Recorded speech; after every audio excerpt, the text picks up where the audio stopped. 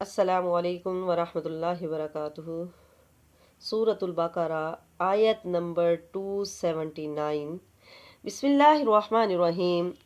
فَإِن پس اگر نہیں، تفعلوا اگر تم نہ کرو گے، اگر تم نہ چھوڑو گے، فَأْذَنُوا تو تم تیار ہو جاؤ، تو خبردار ہو جاؤ، بحرب جنگ کے لیے، من اللہ اللہ تعالیٰ سے، ورسولہ اور اس کے رسول سے۔ وَإِن اور اگر تم نے توبہ کر لی، فَلَكُمْ تو تمہارے لیے ہے، رؤوس اموالکم تمہارے اصل مال، لا نہیں تظلمون نہ تم ظلم کرو، ولا اور نہیں تظلمون نہ تم پر ظلم کیا جائے گا۔ فَإِن لَمْ تَفْعَلُوا فَأْذَنُوا اگر تم نہیں چھوڑو گے، کیا نہیں چھوڑو گے؟ سود، یعنی اگر تم نے سود نہ چھوڑا تو اللہ اور اس کے رسول کی طرف سے اعلان جنگ کے لیے خبردار ہو جاؤ۔ کسی بھی گناہ پر اتنی بڑی وعید نہیں ہے، صرف سود پر ہے۔ کسی گناہ پر اتنی بڑی وعید نہیں سنائی گئی سوائے سود کے۔ سود پر اتنی سخت وعید ہے کہ اللہ اور اس کے رسول سے جنگ کرنے کے لیے پھر تم تیار ہو جاؤ۔ اسی لیے حضرت عبداللہ بن عباس رضی اللہ تعالی عنہما فرماتے ہیں کہ اسلامی مملکت میں اگر کوئی سود چھوڑنے پر تیار نہ ہو تو خلیفہ وقت کی ذمہ داری ہے اس سے توبہ کروائے، اور اگر وہ توبہ نہیں کرتا پھر بھی وہ باز نہ آئے تو باز نہ آنے کی صورت میں اس کی گردن اڑا دو، بحرب من اللہ اللہ اور اس کے رسول سے جنگ کے لیے پھر وہ تیار ہو جائے۔ تو فرمایا کہ اس کی گردن ہی اڑا دی جائے۔ وَإِن تُبْتُمْ اور اگر وہ توبہ کر لیتے ہیں، فَلَكُمْ تو تمہارے لیے رؤوس اموالکم تو تمہارے اصل مال ہے، جو زائد مال ہے وہ نہیں ہے تمہارا، جو اصل مال ہے وہ تمہارا ہے، لا نہیں تظلمون نہ تم ظلم کرو، ولا تظلمون نہ تم پر ظلم کیا جائے گا، ٹھیک ہے نا۔ نہ تم کسی سے سود لو اور نہ ہی کوئی تم سے سود لے، ٹھیک ہے۔ لا تظلمون ولا تظلمون نہ تم ظلم کرو نہ تم پر ظلم کیا جائے گا، یعنی اصل مال سے زیادہ وصول کر کے اگر تم زیادہ وصول کرو گے تو یہ تمہارا لوگوں پر ظلم ہوگا۔ اصل مال سے جو زیادہ وصول کرو گے تو یہ تمہارا لوگوں پر ظلم ہے، اور اگر تمہیں اصل مال بھی نہ ملے تو یہ لوگوں کا تم پر ظلم ہے، ٹھیک ہے۔ یہ دونوں چیزیں ہی انصاف کے خلاف ہے۔ آگے فرمایا وَإِن اور اگر کانا ہو ذو عسرۃ تنگ دست فنظرۃ تو مہلت دے الی میسرہ یعنی کشادگی تک، وَأَن اور اگر تصدقوا اگر تم بخش دو، اگر تم صدقہ کر دو، خیر معاف کر دو، خیر بہتر ہے لکم تمہارے لیے، ان اگر کنتم ہو تم تعلمون اگر تم جانتے۔ وَإِن کانا ذو عسرۃ اور اگر وہ مقروض، اگر وہ ہو یعنی مقروض جو ہے عسرت اگر وہ تنگ دست ہے تو دوسرے کو چاہیے کہ اسے مہلت دے دے۔ حضرت برادر رضی اللہ تعالی عنہ فرماتے ہیں کہ آپ صلی اللہ علیہ وسلم نے فرمایا اگر کوئی شخص تنگ دست کو مہلت دے دے تو ہر دن اتنی رقم خرچ کرنے کا ثواب ملتا ہے۔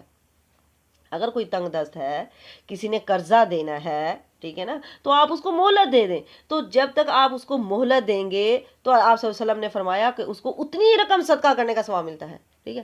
اور پھر آپ صلی اللہ علیہ وسلم نے فرمایا کہ ہر دن اسے دگنی رقم کا صدقہ کرنے کا ثواب ملتا ہے۔ تو حضرت ابو برادہ نے کہا کہ اللہ کے رسول پہلے تو آپ نے یوں فرمایا تھا، تو آپ صلی اللہ علیہ وسلم نے فرمایا جب میعاد ختم نہیں ہوئی تو مثل کا ثواب دیا جاتا ہے، یعنی ایک وقت مقرر کر لیا ہے، اس وقت تم نے مجھے 1 مہینے بعد یا 15 دن بعد تم نے مجھے یہ میرا قرض لٹا دینا، اب 15 دن تک جو میعاد مقرر ہے، ٹھیک ہے نا، تو پھر جتنے پیسے دیے ہیں اتنا ہی روزانہ صدقہ کرنے کا ثواب دیا جائے گا۔ اور پھر فرمایا اگر میعاد ختم ہو گئی ہے تو اس سے اوپر دن گزر رہے ہیں تو پھر فرمایا دو مثل ثواب دیا جائے گا، پھر اسے ڈبل اس کو اجر دیا جاتا ہے، یعنی اس نے ڈبل، گویا کہ جتنا اس نے قرضہ دیا 1000 دیا تھا 2000، تو پھر 15 دن بعد اسے یعنی اگر 1000 دیا تو 2000 کرنے کا اس کو روزانہ کا صدقہ کرنے کا ثواب دیا جا رہا ہے۔ وَأَنَا اور اگر تصدقوا اگر تم بخش دیتے ہو، اگر تم معاف کر دیتے تو یہ تمہارے لیے زیادہ بہتر ہے، اگر تم اس کو معاف ہی کر دیتے ہو۔ ابو قتادہ کا قرض ایک شخص نے دینا تھا، تو جب بھی حضرت ابو قتادہ وہاں پر جاتے تھے اسے ملنے کے لیے، اسے بلانے کے لیے، تو وہ چھپ جایا کرتے تھے۔ تو ایک دن ابو قتادہ نے ان کے بیٹے سے پوچھا کہ تمہارے والد کہاں ہیں؟ تو اس نے بتایا کہ اندر ہے۔ انہوں نے کہا کہ بلا لاؤ۔ جب وہ اپنے والد کو بلا کر لایا تو انہوں نے ابو قتادہ نے پوچھا کہ تم کیوں چھپتے ہو؟ تو اس نے کہا کہ میرے پاس پیسے نہیں ہیں، میں شرمندگی کی وجہ سے چھپ جاتا ہوں۔ انہوں نے کہا ابو قتادہ نے اچھا قسم کھاؤ۔ انہوں نے قسم کھا لی۔ تو حضرت ابو قتادہ نے کہا کہ میں نے نبی صلی اللہ علیہ وسلم سے سنا ہے، آپ صلی اللہ علیہ وسلم نے فرمایا جو قرض معاف کر دیتا ہے تو اسے عرش کا سایہ نصیب ہوگا، قیامت والے دن اللہ کا عرش کا سایہ نصیب ہوگا۔ تو انہوں نے اپنا قرض انہیں معاف کر دیا۔ وَأَن تَصَدَّقُوا، اگر تم بخش دیتے ہو یعنی معاف کر دیتے ہو، یہ تمہارے لیے زیادہ بہتر ہے۔ اسی طرح اس کے بارے میں ایک اور روایت بھی آتی ہے، حضرت عائشہ رضی اللہ تعالی عنہا فرماتی ہیں کہ نبی کریم صلی اللہ علیہ وسلم نے دروازے پر دو جھگڑا کرنے والوں کی آواز سنی جو ایک دوسرے پر زور زور سے بول رہے تھے۔ ایک شخص دوسرے آدمی سے قرض میں کمی کا کہہ رہا تھا کہ کمی کرنے کو کہہ رہا تھا، اور دوسرا کہہ رہا تھا اللہ کی قسم میں یہ نہیں کروں گا۔ اب آپ صلی اللہ علیہ وسلم ان کے پاس آئے اور پوچھا کہاں ہے وہ شخص جو اللہ کی قسم کھا کر کہہ رہا تھا میں نیکی نہیں کروں گا؟ اس نے کہا کہ میں ہوں یا رسول اللہ، اور پھر کہتا ہے کہ میں نے اللہ کے رسول اپنا قرضہ معاف کر دیا۔ یعنی آپ صلی اللہ علیہ وسلم کو دیکھ کر اس کا دل اتنا نرم ہو گیا کہ اس نے اپنا قرضہ ہی معاف کر دیا۔ اور اسی طرح ایک شخص لوگوں کو قرض دیا کرتا تھا اور اس نے اپنے کام کرنے والے کو کہہ رکھا تھا کہ اگر تم کسی کو مفلس پاؤ، کوئی تنگ دست ہے، کوئی غریب انسان ہے، تو اس کو میرا قرضہ معاف کر دیا کرو، ممکن ہے کہ میرا اللہ بھی مجھے معاف کر دے۔ مرنے کے بعد اللہ نے اس سے پوچھا کہ کوئی نیکی ہے؟ تو وہ کہتا ہے کوئی نیکی تو نہیں ہے، لیکن میں لوگوں کو قرضہ دیا کرتا تھا تو لوگوں کے قرضے معاف کر دیا کرتا تھا۔ تو اللہ تعالیٰ نے فرمایا جا، میں نے بھی تجھے معاف کر دیا ہے۔ تو فرمایا اگر تم معاف کر دیتے تو یہ تمہارے لیے زیادہ بہتر ہے، ان اگر کنتم ہو تم تعلمون، اگر تم جانتے۔ پھر آگے فرمایا وَاتَّقُوا، تم ڈرو، یومن، اس دن سے، ترجعون، تم لوٹائے جاؤ گے، فیہ، اس میں، اللہ اللہ کی طرف، ثم، پھر توفا، پورا پورا دیا جائے گا، کلو نفس، ہر نفس کو، ہر جان کو، ہر شخص کو، ما جو کسبت، اس نے کمایا، واہم، اور وہ لا نہیں یظلمون، ظلم نہیں کیے جائیں گے، یعنی ان پر ظلم نہیں ہوگا۔ وَاتَّقُوا یومن ترجعون فیہ اللہ، یہ جو آیت ہے یہ قرآن مجید کی سب سے آخر میں یہ آیت نازل ہوئی، ٹھیک ہے، قرآن مجید کی سب سے آخر میں یہ والی آیت نازل ہوئی۔ اب قرآن مجید کی آخری آیت ہماری آخری سانس کی طرف اشارہ کر رہی ہے۔ وَاتَّقُوا، تم ڈر جاؤ اس دن سے، کون سا دن؟ قیامت کا دن، قیامت کا دن، کہ تم لوٹائے جاؤ گے، اللہ کی طرف لوٹائے جاؤ گے۔ اللہ اپنے بندوں کو یاد دلا رہے ہیں کہ یہ دنیا اور دنیا کی ساری نعمتیں ختم ہو جانے والی ہیں اور تم اللہ کی طرف لوٹ کر جاؤ گے، یعنی آخرت کی تیاری کر لو، تم نے اللہ کے سامنے پیش ہونا ہے۔ اس بات کو تو ہم مانتے ہیں کہ قیامت نے آنا ہے، ہم نے مر جانا ہے، اللہ کے سامنے پیش ہونا ہے، لیکن ہم اس کے مطابق عمل نہیں کرتے ہیں، موت سے ڈرتے ہیں، موت کو یاد کرتے ہیں، موت کو یاد بھی کرو، ساتھ ساتھ اس کی تیاری بھی کرو۔ خالی یاد کرنا ہی کافی نہیں ہے بلکہ اس کی انسان کو تیاری بھی کرنی چاہیے۔ ثم توفی کل نفس ما کسبت وہم لا یظلمون، اس دن ہر انسان کو پورا پورا بدلہ دیا جائے گا، جو کچھ اس نے عمل کیا ہوگا اسی کے مطابق اس کو وہ بدلہ ہوگا۔ تو اس آیت میں اللہ تعالیٰ اپنے بندوں کو دنیا کے زوال پذیر ہونے، کہ یہ دنیا ختم ہو جانے والی ہے اور اس کے مال و دولت یہ فانی، یہ ختم ہو جائیں گے، اور پھر آخرت کا دن، آخرت نے آنا ہے، اللہ کے سامنے ہم نے پیش ہونا ہے اور ہمارے تمام اعمال پر جزا سزا ملنی ہے۔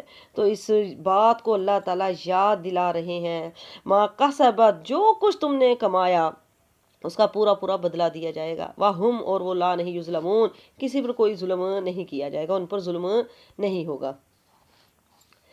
آگے فرمایا یا ایھا الذین، اے لوگو، آمنو جو ایمان لائے، اذا جب تداینتم، جب تم معاملہ کرو بدین، ادھار کا، الی اجل، ایک مدت تک، مسمی، مقررہ مدت تک، فاکتبوہ، تو تم اس کو لکھ لیا کرو، ولیکتب، اور چاہیے کہ لکھے، بینکم، تمہارے درمیان، کاتب، لکھنے والا، بالعدل، عدل سے، ولا، اور نہ یا با، انکار کرے، کاتب، کاتب، یہ کہ یکتبہ، کہ وہ لکھے، کما، جیسے کہ علمہ، سکھایا اس کو، علمہ اللہ تعالیٰ نے، فلیکتب، پر چاہیے کہ وہ لکھ دے۔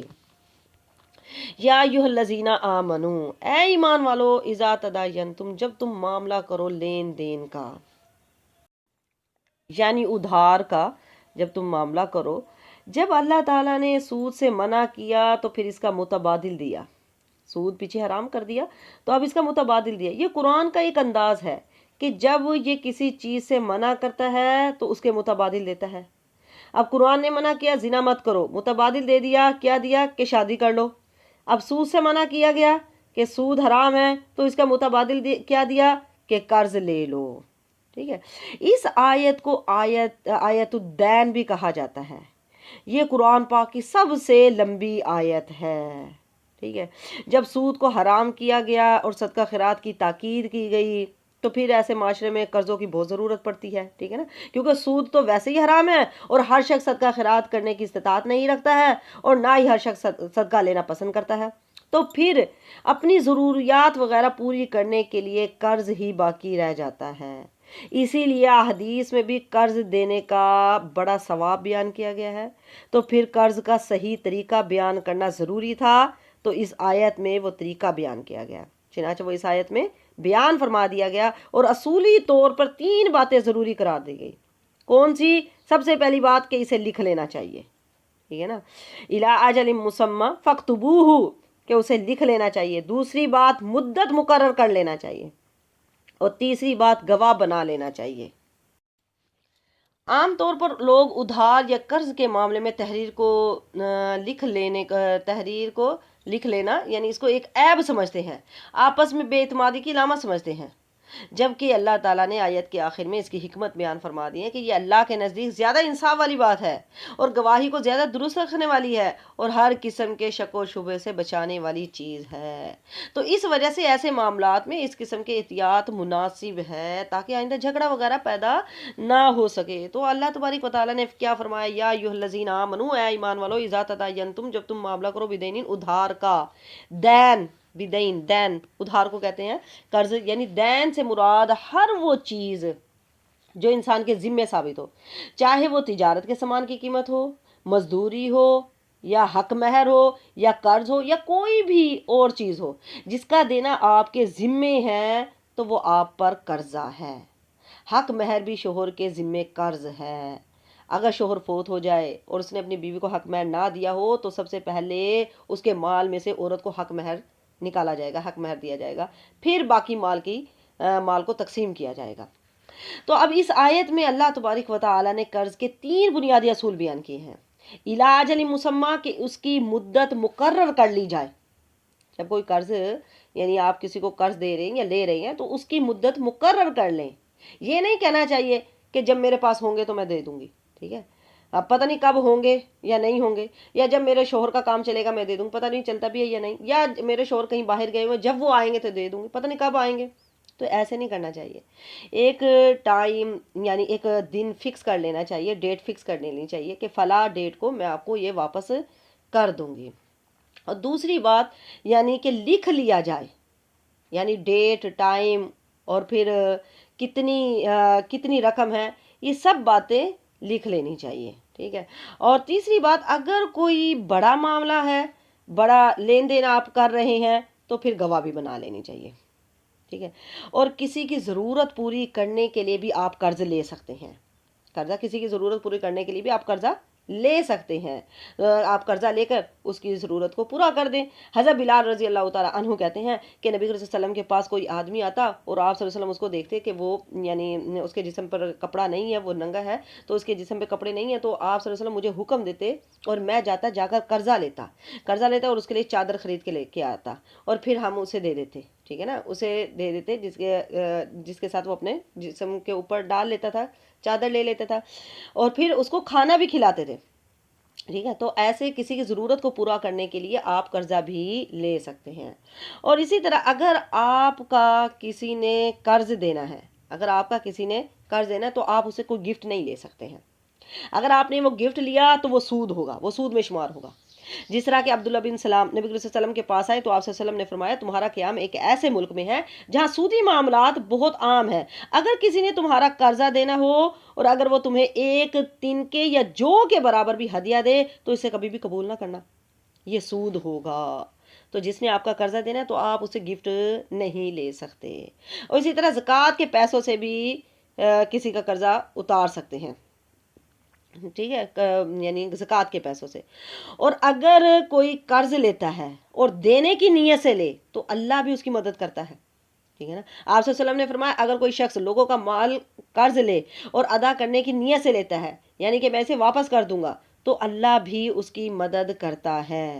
اور جو کوئی نہ دینے کی نیت سے لے تو اللہ تعالیٰ اسے تباہ کر دیتا ہے، اس کے مال میں برکت نہیں ہوتی، اور قیامت والے دن ہماری نیکیوں سے قرضے ادا کیے جائیں گے، کیونکہ وہاں پر پیسے تو نہیں ہوں گے، ٹھیک ہے نا، وہاں پر کون سی کرنسی چلنی ہے؟ نیکیوں کی۔ ٹھیک، اگر انسان مقروض مرتا ہے تو قرضہ معاف نہیں ہوتا، قرضہ شہید کا بھی معاف نہیں ہے۔ آگے فرمایا وَلْيَكْتُبْ، چاہیے کہ لکھ دے بَيْنَكُمْ، تمہارے درمیان کاتب کاتب بالعدل، عدل کے ساتھ، ٹھیک ہے نا۔ پھر اللہ تعالیٰ نے فرمایا کہ لکھنے والا عدل کے ساتھ لکھے، لکھنے میں کسی فریق پر ظلم نہ کرے، ادھر ادھر کچھ کمی پیشی نہ کرے، بلکہ لین دین والے دونوں متفق ہو کر جو لکھوائے وہی لکھ دے، ٹھیک ہے۔ اور پھر کہا وَلَا يَأْبَ كَاتِبٌ أَن يَكْتُبَ، اور نہ انکار کرے کاتب لکھنے سے، اور جو پڑھنا لکھنا جانتا ہے جب اسے لکھنے کے لیے کہا جائے تو وہ انکار نہ کرے، کیونکہ اللہ کا یہ اس پر احسان ہے کہ اللہ نے اسے لکھنا سکھایا۔ اسی طرح جو لکھنا نہ جانتے ہو تو یہ ان پر احسان کرے، ان کے معاملے کو لکھ دیا کرے۔ اور یہ حدیث بھی ہے، حدیث میں ہے کہ یہ ایک صدقہ ہے، یہ بھی ایک صدقہ ہے کہ کسی کام کرنے والے کا ہاتھ بٹا دینا، کسی گرے پڑے کا کوئی کام کر دینا، ٹھیک ہے، تو یہ بھی ایک صدقہ ہے۔ کما جیسے کہ علامہ سکھایا اس کو اللہ تعالیٰ نے، تو اس کو اللہ تعالیٰ نے لکھنا پڑھنا سکھایا ہے تو وہ لکھ دے، فَلْيَكْتُبْ، پر چاہیے کہ وہ لکھ دے۔ وَلْيُمْلِلْ الَّذِي عَلَيْهِ الْحَقُّ، وَلْيُمْلِلْ الَّذِي، اور چاہیے کہ لکھوائے الَّذِي، وہ جو علیہ جس پر حق ہے، یعنی کون لکھوائے؟ جس پر قرض ہے، یعنی جو قرضہ لے رہا ہے، جو قرضہ لے رہا ہے وہ لکھوائے کہ وہ کیا لے رہا ہے، کتنا لے رہا ہے، کس قسم کی چیز ہے، کیا لیا ہے اس نے، وہ سب کچھ لکھوائے، لکھوانا زیادہ بہتر ہے۔ اسی طرح دو صحابی تھے، عبد الرحمن بن عوف اور عثمان بن عفان۔ حضرت عثمان بن عفان نے قرضہ دیا عبد الرحمن بن عوف کو، 7,000 دیا تھا، انہوں نے کہا کہ نہیں نہیں تم نے تو 4,000 دیے تھے، یعنی لکھا ہوا نہیں تھا، تو ان کے درمیان بھی جھگڑے کی کیفیت سی پیدا ہو گئی تھی، تو اس کا لکھ لینا یہ زیادہ بہتر ہے، ٹھیک ہے نا۔ اور وَلْيَتَّقِ اللَّهَ، اور چاہیے کہ ڈرے اپنے رب سے، یہ کسے کہا جائے؟ جو قرضہ لے رہا ہے، ٹھیک ہے نا، اسے چاہیے کہ وہ صحیح اللہ سے ڈرتے ہوئے صحیح لکھوائے، یبخس منہ شیئا ولا یبخس، وہ کوئی کمی نہ کرے اس میں، ٹھیک ہے نا، اس میں کوئی کمی نہ کرے، یعنی جو چیز جتنی ہے اتنی لکھے، کم نہ لکھے۔ اور یہ لکھنا بعض علماء کے نزدیک تو واجب ہے اور بعض کے نزدیک یہ مستحب ہے۔ اور فَإِنْ كَانَ الَّذِي عَلَيْهِ الْحَقُّ سَفِيهًا، اور اگر جو قرضہ لے رہا ہے اگر وہ بے عقل ہے، کمزور ہے، ٹھیک ہے نا، یا پھر وہ طاقت نہیں رکھتا ہے، یا بچہ ہے، یا مجنون ہے، پاگل ہے، تو پھر کیا ہے؟ فَلْيُمْلِلْ وَلِيُّهُ بِالْعَدْلِ، پر چاہیے کہ لکھوائے، پھر اس کا جو ولی ہے وہ لکھوائے، تو اس کے ولی کو چاہیے کہ وہ انصاف کے ساتھ لکھوائے تاکہ قرض دینے والے کو نقصان نہ ہو۔ آگے فرمایا وَاسْتَشْهِدُوا شَهِيدَيْنِ، اور گواہ کر لو دو گواہ، مِنَ الرِّجَالِكُمْ، اپنے مردوں میں سے، فَإِن لَّمْ يَكُونَا، پھر اگر نہ ہو، رَجُلَيْنِ، دو مرد نہ ہو، فَرَجُلٌ، تو ایک مرد، وَامْرَأَتَانِ، دو عورتیں کر لو، ممن، ان میں سے، ترضون، جنہیں تم پسند کرتے ہو، مِنَ الشُّهَدَاءِ، گواہوں میں سے، ان یہ کہ تزلّا، اگر وہ بھول جائے، احداہما، ان میں سے ایک، فتذکرہ، تو یاد دلا دے، احداہما، ان میں سے ایک، اخرى، دوسری کو یاد ہے۔ اب وَاسْتَشْهِدُوا، گواہ کر لو دو گواہ، بچوں کی گواہی قبول نہیں کی جائے گی، بچوں کو اور عورتوں کو گواہ نہیں بنایا جائے گا، ٹھیک ہے نا۔ ہاں اگر دو مرد نہیں ہے، ٹھیک ہے، فَإِن لَّمْ تَكُونَا رَجُلَيْنِ، اگر دو مرد نہیں ہیں تو ایک مرد اور دو عورتوں کو پھر بنایا جائے گا گواہ، ممن، اس میں سے، ترضون، جنہیں تم پسند کرتے ہو، یعنی جن کی دینداری اور ان کے عادل ہونے پر تم مطمئن ہو، ٹھیک ہے نا، یعنی ہر شخص کو گواہی کے لیے نہ بلاؤ، بلکہ وہ یعنی جسے بلایا جا رہا ہے وہ عاقل ہو، بالغ ہو، فرائض کا پابند ہو، اور کبیرہ گناہوں سے بچتا ہو، جھوٹ نہ بولتا ہو، اور وہ مسلم بھی ہو، کیونکہ غیر مسلم کی شہادت قبول نہیں ہوگی۔ تو جسے تم پسند کرتے ہو، من الشہداء، گواہوں میں سے، فراجل، ایک مرد اور دو عورتیں، ٹھیک ہے، دو عورتوں کی گواہی ایک مرد کے برابر ہے۔ اس کی وجہ کیا ہے؟ عورت کی عقل کی کمی کی وجہ سے، ٹھیک ہے نا، جیسے کہ صحیح مسلم کی حدیث ہے کہ نبی صلی اللہ علیہ وسلم نے فرمایا کہ اے عورتوں، صدقہ کرو اور زیادہ سے زیادہ استغفار کرتی رہو، میں نے دیکھا ہے کہ جہنم میں تم بہت زیادہ تعداد میں جاؤ گی۔ ایک عورت نے پوچھا اے اللہ کے رسول یہ کیوں؟ آپ صلی اللہ علیہ وسلم نے فرمایا تم لعنت زیادہ بھیجا کرتی ہو اور اپنے شوہروں کی ناشکری کرتی ہو، میں نے نہیں دیکھا کہ باوجود عقل و دین کی کمی کے مردوں کی عقل مارنے والی تم سے زیادہ کوئی ہو۔ اس نے پھر پوچھا کہ اے اللہ کے رسول ہم میں دین کی اور عقل کی کمی کیسے ہے؟ آپ صلی اللہ علیہ وسلم نے فرمایا عقل کی کمی تو اس سے ہی ظاہر ہے کہ دو عورتوں کی گواہی ایک مرد کے گواہی کے برابر ہے، اور دین کی کمی یہ ہے کہ ایام حیض میں نہ نماز ہے اور نہ ہی روزہ، ٹھیک ہے نا، روزے کی تو قضا ہے لیکن نماز کی نہیں ہے۔ تو کہا کہ ایک مرد اور دو عورتوں کو گواہ بنا لو اس میں سے جنہیں تم پسند کرتے ہو. انتظل احداہما فتذکر احداہما الاخری. اب یہ کہ اگر ایک بھول جاتی ہے تو دوسری اس کو یاد کرے. اب گواہی ایک ہی عورت دے گی، دوسری صرف اس کی مدد کے لیے ہے. ٹھیک ہے نا. اب اس آیت میں یہ علت بتا دی. ٹھیک ہے نا. ایک مرد کے مقابلے میں دو عورتوں کو مقرر کرنے کی علت بتا دی، اس کی حکمت بتا دی، اس کی وجہ بتا دی کہ عورت جو ہے وہ عقل اور یادداشت میں مرد سے کمزور ہے.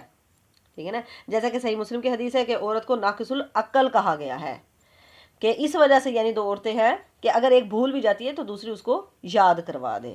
ولا اور نہ یا بنا انکار کرے شہدا گواہ اذا جب مادعو جب ان کو بلایا جائے. یعنی گواہوں کو چاہیے کہ جب انہیں بلایا جائے تو وہ انکار نہ کریں. یعنی جب ان سے کہا جائے کہ آؤ اس معاملے میں گواہ رہو تو انہیں انکار نہیں کرنا چاہیے. اور پھر یہ معنی بھی کیے گئے ہیں کہ جب وہ گواہی دینے کے لیے طلب کیے جائیں، یعنی جو گواہ بن گئے تھے اب گواہی دینے کے لیے انہیں طلب کیا جا رہا ہے، یعنی جب ان سے واقعہ پوچھا جا رہا ہے تو انہیں انکار نہیں کرنا چاہیے، تو وہ نہ رکے، تو وہ آ کر گواہی دے دیں. آگے فرمایا ولا اور نہ تسعمو نہ سستی کرو ان یہ کہ تکتبوہ تم لکھو صغیرن کوئی چھوٹا معاملہ او یا کبیرن بڑا معاملہ الی اجلہ اس کی میعاد تک. ٹھیک ہے نا. یعنی تم لکھنے میں سستی نہ کرو، خواہ چھوٹا معاملہ ہو یا بڑا معاملہ ہو. قرض لیتے وقت یعنی لکھ لینا زیادہ بہتر ہے. ذالکم یہ اقساط زیادہ انصاف ہے عند اللہ اللہ کے نزدیک واقوام اور زیادہ مضبوط علی شہادتی گواہی کے لیے. اب اس آیت میں لکھنے کے فائدے بیان کر دیے ہیں کہ اس سے انصاف کے تقاضے پورے ہوں گے، گواہی بھی درست رہے گی. اگر یعنی گواہ فوت ہو جاتا ہے یا پھر وہ غائب ہے، اس کے فوت ہونے کی صورت میں، غائب ہونے کی صورت میں تحریر کام آ جائے گی جو لکھا ہوا ہوگا، اور شک و شبہ سے بھی انسان محفوظ رہیں گے، کیونکہ شک پڑنے کی صورت میں جب تحریر دیکھ لیں گے تو شک بھی دور ہو جائے گا. ہاں فرمایا اللہ ان تکونا اگر ہو تجارت حاضرۃ ہاتھوں ہاتھ تدیرونہا جسے تم لیتے ہو بینکم آپس میں تم لین دین کر رہے ہو، یعنی اگر تمہارا سودا ہاتھوں ہاتھ ہو رہا ہے، یعنی آپ نے پیسے دیے اور چیز لے لی، تو پھر کہا فلیس علیکم جناح اللہ تکتبوہا پھر کوئی گناہ نہیں ہے اگر تم نہیں بھی لکھتے ہو. ٹھیک ہے نا. یعنی جب نقد خرید و فروخت ہو رہی ہے، کوئی باقی کچھ رہتا نہیں ہے، اس لیے اگر نہ لکھا جائے تو کسی جھگڑے کا کوئی خطرہ نہیں ہے، تو اگر نہ لکھا جائے تو پھر کوئی گناہ نہیں ہے. یعنی اگر تجارت لین دین جو تم کر رہے ہو نقد ہے، ادھار نہ ہو، تو گواہ بنا لینا کافی ہے، تو لکھنا ضروری نہیں ہے، پھر کوئی گناہ نہیں ہے. واشہدو تم گواہ کر لو اذا جب تبایعتم جب تم سودا کرو، یعنی اگر کوئی اب بڑا لین دین تم کر رہے ہو پھر گواہ ضرور بنا لو. ٹھیک ہے نا. اسی طرح حدیث ہے ابو موسیٰ اشعری سے روایت ہے کہ نبی کریم صلی اللہ علیہ وسلم نے فرمایا 3 قسم کے آدمی دعا کرتے لیکن ان کی دعا قبول نہیں ہوتی ہے. ان میں سے ایک یعنی کسی نے قرضہ لینا ہو لیکن اس پر گواہ نہ بنایا ہو. ٹھیک ہے نا. تو اس کی دعا بھی قبول نہیں ہوتی. آگے فرمایا ولا اور نہ یزارہ نہ نقصان کرے کاتب لکھنے والا، ولا اور نہ شہید گواہ. وَإِنْ اور اگر تفعلوا تم کرو گے فَإِنَّهُ پس بے شک یہ فسوق گناہ ہے بکم تم پر. وَاتَّقُوا اللَّهَ ڈرو اللہ تعالیٰ سے وَيُعَلِّمُكُمُ اللَّهُ اور سکھاتا ہے اللہ تعالیٰ تم کو. واللہ اور اللہ تعالیٰ بكل شيء علیم ہر چیز کو جاننے والا ہے. اچھا ولا یزارہ نہ نقصان کرے کاتب لکھنے والا اور نہ گواہ، یعنی کاتب اور گواہ نقصان نہ دے، یا پھر کاتب اور گواہ دونوں کو نقصان نہ دیا جائے. دونوں ہی معنی ٹھیک ہے. کاتب لکھنے والا اور جو گواہی دینے والا ہے وہ نقصان نہ دیں. ٹھیک ہے. یا پھر ان دونوں کو نقصان نہ دیا جائے، یعنی نقصان اس طرح کہ انہیں وقت بے وقت بلا لیا جائے. ٹھیک ہے نا. انہیں مجبور کیا جائے اپنا کام چھوڑ کر آ جاؤ، پھر اگر وہ دور ہیں، دور سے آئے ہیں، تو پھر انہیں کرایہ وغیرہ نہ دیا جائے، اور اسے غلط نہیں لکھوانا چاہیے. ٹھیک ہے. اور اسی طرح کاتب بھی کہ کسی ایک کی طرفداری کر کے کسی کو نقصان نہ دے. ٹھیک ہے. مثلا لکھنے والا غلط بات لکھ دے جس سے صاحب حق یا مقروض کو نقصان پہنچے، یا پھر گواہ جو ہے شہادت میں یعنی ہیر پھیر کر دے، غلط گواہی دے دے. یہ سب معنی اس میں آ جاتے ہیں. یعنی ایسے نہیں کرنا، نہ لکھنے والا نقصان دے اور نہ ہی جو گواہ ہے، نہ ہی گواہ یعنی غلط گواہی دے. ٹھیک ہے. دونوں ہی معنی مراد ہے. وَإِنْ اور اگر تفعلوا اور اگر تم ایسا کرو گے تو گویا کہ یہ ظاہر بات ہے یہ گناہ ہے تم پر. وَاتَّقُوا اللَّهَ ڈرو اللہ تعالیٰ سے وَيُعَلِّمُكُمُ اللَّهُ اور پھر سکھاتا ہے اللہ تعالیٰ تم کو. یعنی جن باتوں کی تاکید کی گئی ہے ان پر عمل کرو، اور جن باتوں سے اللہ تعالیٰ نے روک دیا ہے اس سے اجتناب کرو، اس سے رک جاؤ، اللہ تعالیٰ سے ڈر جاؤ. واللہ اور اللہ تعالیٰ بكل شيء علیم اللہ تعالیٰ ہر چیز کو جاننے والا ہے.